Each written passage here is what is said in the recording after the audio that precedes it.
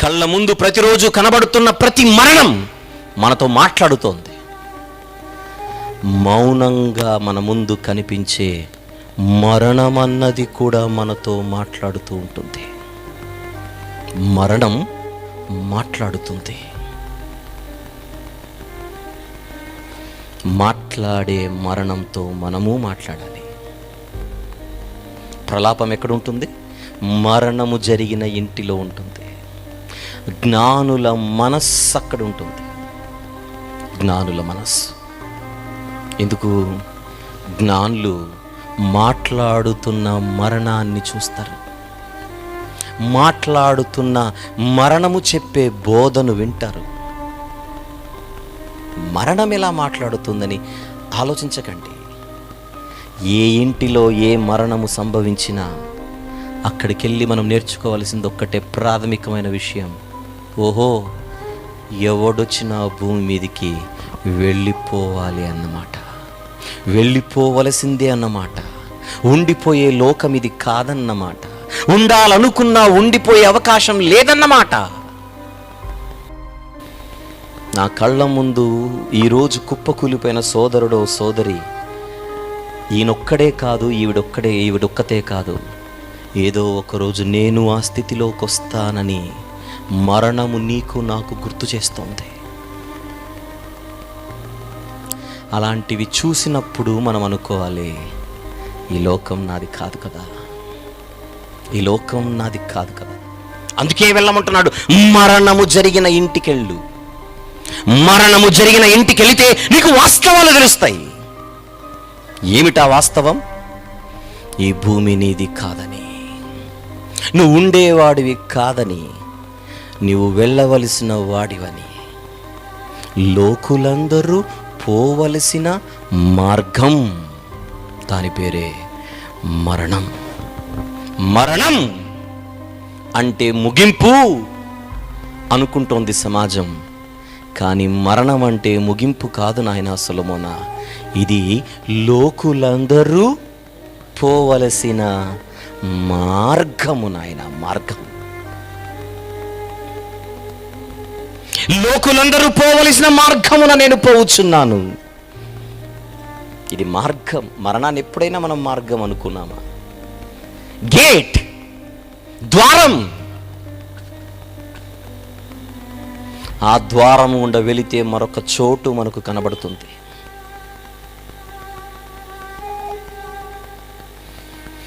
కానీ ఆ ద్వారము గుండా వెళ్ళే లోగా ఆ మరణమన్న గీత దగ్గరికి రాకముందే బతికున్నప్పుడు తెలుసుకోవాల్సిన సత్యాలు కొన్ని ఉన్నాయి. అది బతికున్న ప్రతి మనిషి తెలుసుకోవాలి. బతికున్న ప్రతి మనిషి ఉదయాన్నే లేచి తనను చూసుకుంటూ చెప్పాలి, నేనొక పరదేశిని.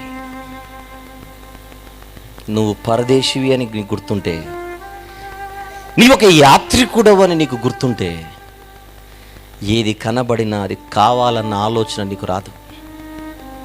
ఏది కనబడినా అది కావాలన్న కోరిక నీకు పుట్టదు. ఈ భూమే మనది కాదన్నప్పుడు భూమి మీద ఏదీ మనము కావాలన్న కోరిక పుట్టదు. వాస్తవము తెలిస్తే మన కళ్ళ ముందు మన వాళ్ళు ఎందరో ఉన్నారు. వాళ్ళందరితో మనకు సంబంధాలు ఉన్నాయి. ఒకరిని అమ్మ అంటున్నాం, ఒకరిని నాన్న అంటున్నాం, ఒకరిని భర్తగా చూస్తున్నాం, ఒకరిని భార్యగా చూస్తున్నాం, కుమారుడిగా, కుమార్తెగా, తాతగా, అమ్మమ్మగా, నానమ్మగా ఎన్నో సంబంధాలు మనకున్నాయి భూమి మీద. మామయ్యలున్నారు, బాబాయిలున్నారు, అత్తమ్మలున్నారు, చిన్నమ్మలున్నారు, పెద్దమ్మలున్నారు. ఇవన్నీ మన మధ్య ఉన్న సంబంధాలు. కానీ ఈ సంబంధాలను కలుపుకుంటూ వచ్చిన మనం అనుబంధాలన్నిటినీ తెంచుకొని వెళ్ళిపోతాం ఏదో ఒకరోజు. అలా మన వాళ్ళు, మన కుటుంబీకులు మనల్ని విడిచిపెట్టి వెళ్ళిపోయే పరిస్థితులు మన కుటుంబాల్లో మనం అనుభవిస్తున్నాం. అలా వారు మరణించినప్పుడు వారి పార్థివ దేహం మన ముందు ఉండగా, ఈ రోజైనా పార్థివ దేహంతో మనం మాట్లాడే ప్రయత్నం చేస్తే కొన్ని జ్ఞానవంతమైన ప్రశ్నలు పుడతాయి. కుప్పకూలిపోయిన ఆ శరీరాన్ని, కుప్ప కూలిపోయిన పార్థివ దేహాన్ని మనం చూసినప్పుడు మౌనంగా కొద్దిసేపు ఆ దేహంతో మనం మాట్లాడితే, వెళ్ళిపోయిన ఆ వ్యక్తిని, కూలిపోయిన శరీరాన్ని కాదు, వెళ్ళిపోయిన ఆ వ్యక్తిని, ఎవరు నీవు?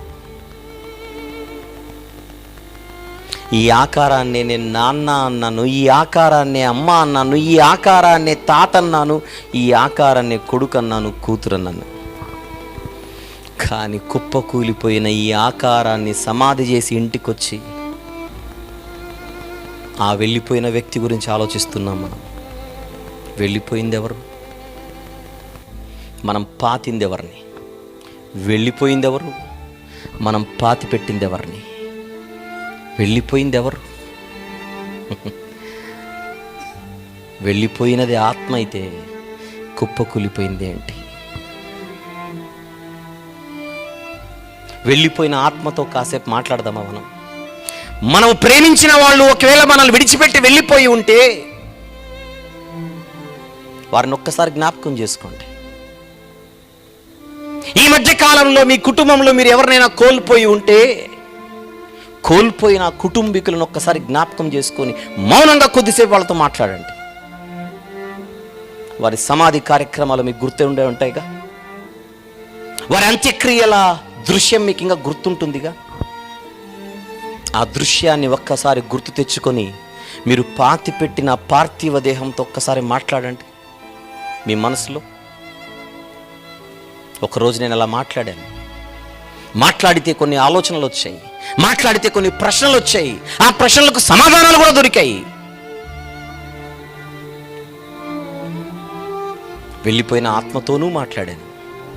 వెళ్ళిపోయిన ఆత్మతో మాట్లాడుతూ మౌనంగా నా మనసులో, నా తండ్రి కావచ్చు, నా తండ్రి కావచ్చు, నా తండ్రికి తల్లి కావచ్చు, ఎవరైనా సరే మన వాళ్ళను మనము కోల్పోయితే వెళ్ళిపోయిన వారితో మాట్లాడగలిగితే జ్ఞానవంతులుగా వాళ్ళు విడిచిపెట్టి వెళ్ళిపోయిన ఈ మృతదేహం గురించి వాళ్ళని అడుగుదాం. నువ్వు దాల్చిన దేహం మన్నే కదా, అందుకే మంటిలోకి వెళ్ళిపోతుంది. నువ్వు దాల్చిన దేహం మన్నేగా, విడిచినది ఇప్పుడు బొమ్మేగా, నువ్వు లేనిదే ఎవ్వరికి ఇప్పుడు వద్దుగా. అసలోడు బయటికి వెళ్ళిపోయిన తర్వాత ఈ బొమ్మను పాతేస్తున్నాం మనం. అంటే ఇది బొమ్మనా? ఈ బొమ్మకేనా మనం నమస్కారం పెట్టింది? అవును మరి. ఈ బొమ్మకేనా మనం దండేసింది? అవును మరి. ఈ బొమ్మేనా కదిలింది? కదిలినది ఆకారమా? అవును. మరి కదిలించింది ఎవరు? శరీరము కేవలము నిష్ప్రయోజనము, ఆత్మయే జీవింపజేయుచున్నది. అంటే ఆత్మలం మనం. కదిలినది ఆకారమేగా, కదిలించినది ఆత్మేగా. మనము లేనిదే ఎవ్వరికి బొమ్మలొద్దుగా.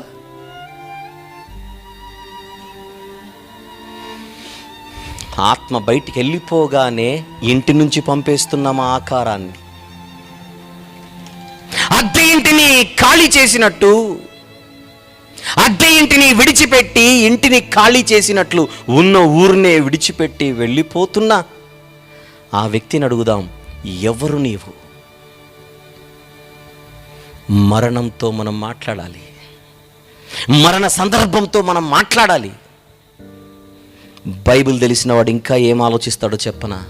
ఆ వెళ్ళిపోయిన ఆత్మతో ఇంకొక ప్రశ్న అడుగుతాడు. పరిశుద్ధ దేవుడు కదా నిన్ను పంపింది, పరిశుద్ధంగా బ్రతకమన్నాడుగా, అందుకే కదా నీకు ఈ వాక్యం ఇచ్చింది.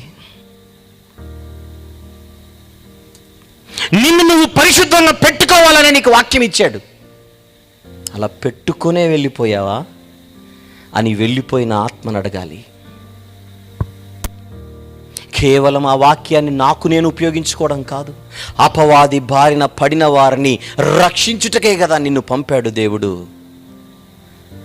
అందుకే కదా ఆయుష్ నీకు ఇచ్చాడు, అందుకే ఉపయోగించుకున్నావు ఈ ఆయుష్ని.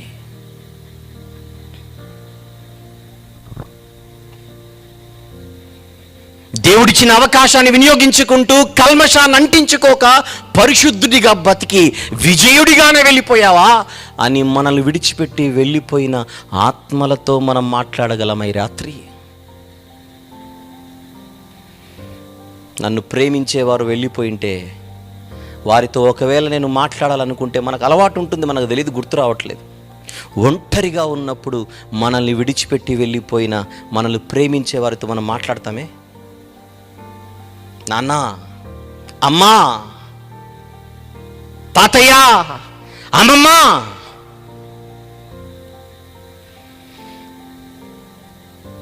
నువ్వు విజయుడిగానే నిలిచావా దేవుని ఎదుట? ఇక్కడ నన్ను విడిచిపెట్టి వెళ్ళిపోయావు, కానీ ఈరోజు ఆత్మగా నీ పరిస్థితి ఎలాగుందని ఒక్కసారి వెళ్ళిపోయిన ఆత్మలతో మనం మాట్లాడదాం. అలా విజయుడిగా నిలిచింటే సంతోషమే.